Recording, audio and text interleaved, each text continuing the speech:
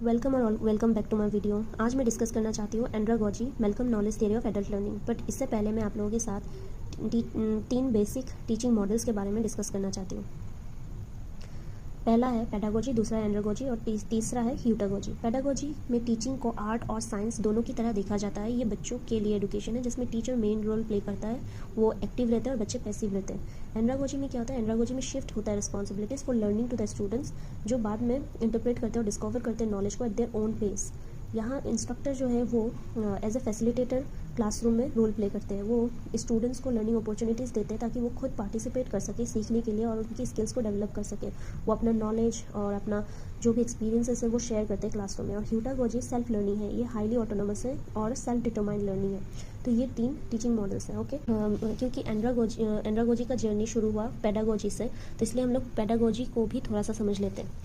Pedagogy word derives from the Greek word paidagogos, जिसका मतलब है टीचर। पेडागोजी एक आर्ट, पेडागोजी को आर्ट और साइंस दोनों की तरह देखा जाता है for teaching children which depends upon subject, method and practice. Okay, तो ये कुछ इम्पॉर्टेंट फिलोसोफर्स के पेडागोजी है जो मैंने यहाँ पे मेंशन किया है, जो कि कम्पिटिटिव एग्जाम के पॉइंट ऑफ व्यू में बहुत इंपॉर्टेंट है। तो इसलिए मैं इन फिलोसोफर्स के पेडागोजी को भी यहाँ पे इंक्लूड किया है। जैसे गांधी की पेडागोजी जो कि नई तालीम है, जिसमें उन्होंने सेल्फ रिलायंस को एम्फसाइज किया है, कम्युनिटी सर्विस और हैंड्स ऑन लर्निंग पर जोर दिया है।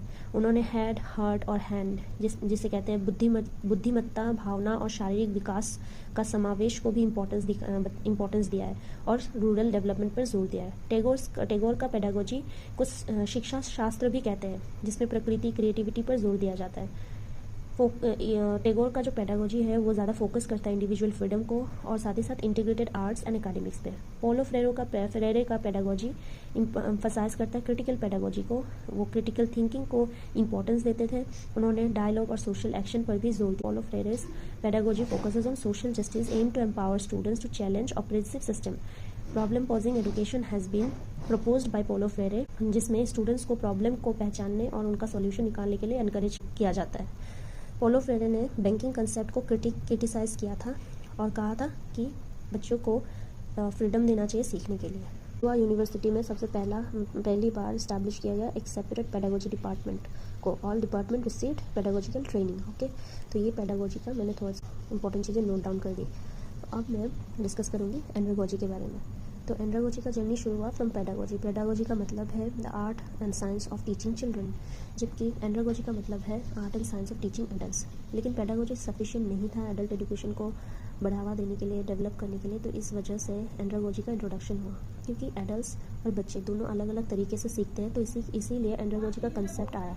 The term andragogy was first coined by Alexander cup, a German educator in 1833। However it was Malcolm knowledge जिन्होंने बाद में एंड्रागोजी के कंसेप्ट को पॉपुलराइज कराया इन 1970s। मेलकॉम से पहले इस कंसेप्ट पर काम करने वाले कुछ और की फिगर्स भी रहे हैं, जैसे यूजन रोसेनस्टॉक से एडवर्ड लिंडमैन। ओके, नॉलेज के थियरी के हिसाब से एडल्ट को सिखाने के लिए 6 प्रिंसिपल्स की ज़रूरत होती है। वो है adults need to know why they are learning, adults are self directed, adults bring experience and knowledge, adults are problem solvers, adults are motivated by internal factors, adults need a supportive learning environment. ये कुछ की principles है: self directed, experience, motivated, problem solvers और autonomous. 5 examples of Malcolm Knowles. Self concept मतलब एक जब individual mature हो जाता है, वो अपने बारे में जानते हैं और अपने लाइफ के लिए खुद ही जिम्मेदार होते हैं। वो अपने डिसीजंस खुद लेते हैं और अपने लाइफ को खुद डायरेक्शन देते हैं। वो सेल्फ डायरेक्टेड होते हैं और फिर अपने एक्सपीरियंसेस को लर्निंग प्रोसेस में लाते हैं। जब एडल्ट्स अपने एक्सपीरियंसेस को अप्लाई करते हैं तो वो लर्निंग मटेरियल रिलेवेंस अपने पॉइंट ऑफ व्यू से देखना शुरू करते हैं, जो उन्हें लर्निंग के लिए तैयार करते हैं। जब वो करंट या फ्यूचर नीड्स के साथ सब्जेक्ट की रिलेवेंस देखते हैं, तब वो लर्निंग के लिए रेडी होते हैं। इसीलिए ये रेडीनेस टू लर्न है। ठीक है, फिर जब एडल्ट्स रेडी हो जाते हैं कुछ चीज़ लर्निंग के लिए, कुछ चीज़ सीखने के लिए, तब वो मोटिवेटेड होते हैं by their internal factors such as personal satisfaction. For example career advancement. ठीक है, मोटिवेशन जो कि इंटरनल फैक्टर्स से वो लर्निंग के लिए मोटिवेटेड रहते हैं। लिटरल मीनिंग यहाँ पे मैंने देख रखा है टू लीड अ मैन, जो कि पेडागोजी के साथ बहुत सिमिलर है। पेडागोजी का मतलब टू लीड अ चाइल्ड और एंड्रागोजी का लिटरल मीनिंग है to lead a man. Andra means man and agogus. According to Knowles, adult learning is a social active process. तो यही था मैल्कम नॉलेज का थियरी, जिसका मेन कंक्लूजन यही है कि नॉलेज के थ्योरी के अकॉर्डिंग एडल्ट सेल्फ डायरेक्टेड होते हैं, अपने एक्सपीरियंसेस सीखते हैं और इंटरनल मोटिवेशन से ड्रिवन होते हैं। उन्हें रेलेवेंट और एंगेजिंग लर्निंग एक्सपीरियंसेस चाहिए जो उनके गोल्स और नीड्स को सपोर्ट करें।